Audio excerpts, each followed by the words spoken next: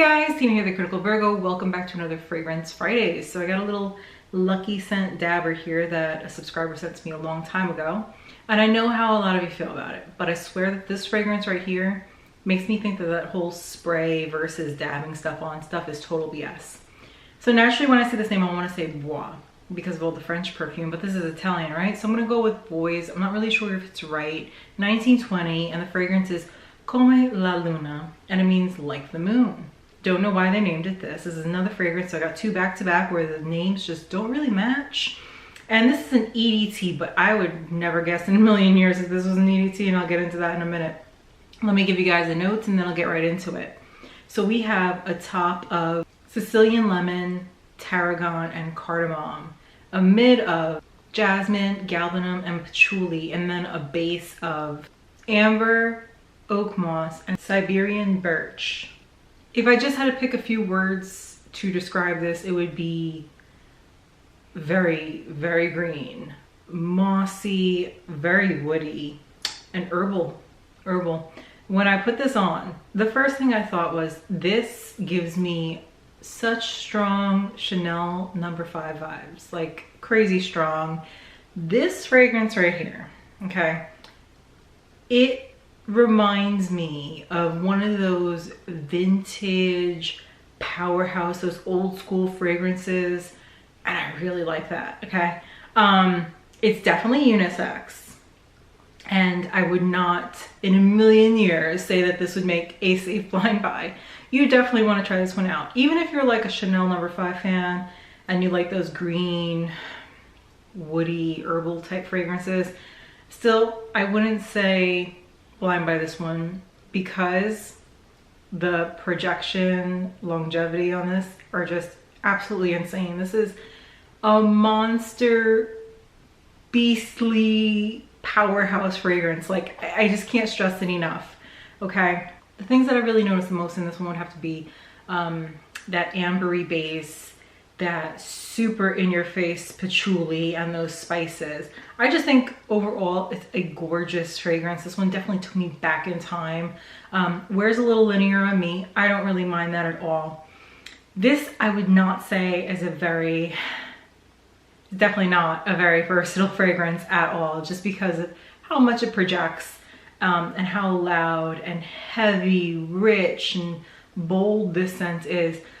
This thing lasted all day, let me tell you. I put it on early this morning, and what, it was like 8:30, 9 o'clock in the morning, and it's currently 8:30 at night. It's like 8:26, whatever, close enough.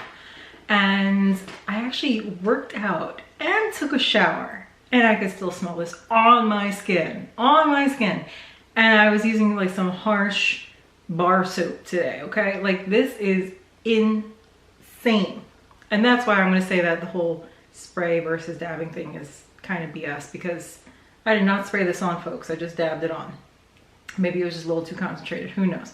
Gorgeous fragrance.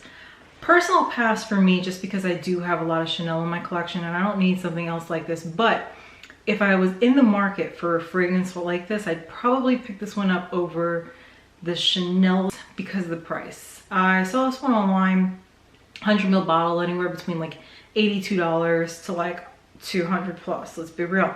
But in comparison to what I've dished out for a 100 ml bottle of, like, let's say Chanel No. 5, I think it's a good deal. Obviously they're not the same fragrance, but I feel like if you have one, then you really don't need to go and invest in the other. And that's probably one of the reasons why I don't see a lot of people talking about this one too much. I see a lot of the other fragrances from this house, but not a lot of people talking about this one. That's probably why. I don't know. I feel like this would definitely be best for the coldest bit of the winter, okay? Or date night. I would even, I don't know, honestly, I wouldn't even want to wear this on date night just because how strong it is. It is so powerful. Like, I feel like if I put this on to go out for a date, like let's say at like 6 or 7 p.m., this would keep me up at night if I sprayed too much of it. It is super strong. I love it, but it's super strong. But yeah, the middle of winter when it is like -12 degrees, this is what you want to be reaching for. I don't know if I mentioned it earlier, but I definitely feel like this is a unisex fragrance. you know, for you guys out there, depending on how you feel about like a vintage Chanel fragrance, if you're comfortable wearing that, then you should be comfortable wearing this. Same to you ladies. So it can, you know, be a little bit much if you're not used to a very heavy fragrance. I can see a lot of people saying that younger people probably won't, you know, go for this, and I would have to agree. Unfortunately, it kind of falls in that older category where a lot of people call them like granny fragrances because of how, you know, like vintage it feels and how heavy it is.